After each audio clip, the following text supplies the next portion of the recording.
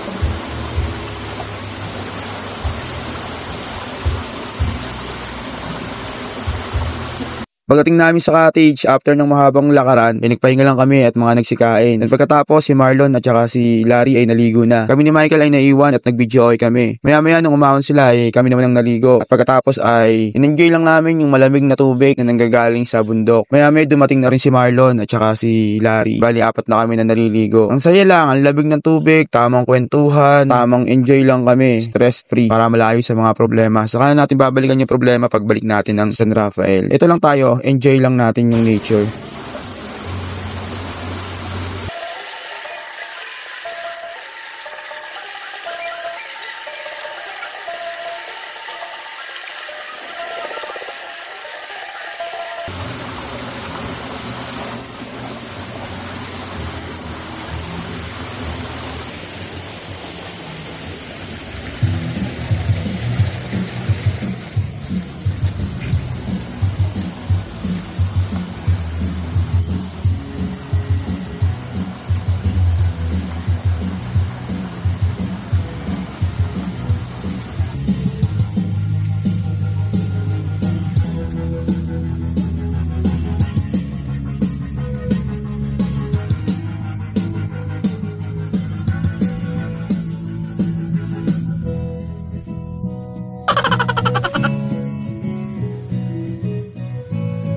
Noong mga oras na to, mga kasarap, ay pauwi na kami. Bali mula San Rafael, bumiyahe kami sa DRT. Umalis kami ng halos 2:00 na at nakarating kami dito sa DRT sa overlooking ng mag-alas 3. Mabilis lang ang biyahe dahil kalmado lang. Masarap bumiyahe, ganda ng panahon. Dito kami nag-umpisa muna sa may overlooking picture. And then dumiretso kami rito sa Puning Cave. At actually meron ditong mga kuweba na pwede ka magbayad ng tour. Kaya lang hindi pa ganun siya ka-active dahil nga hindi pa naman summer.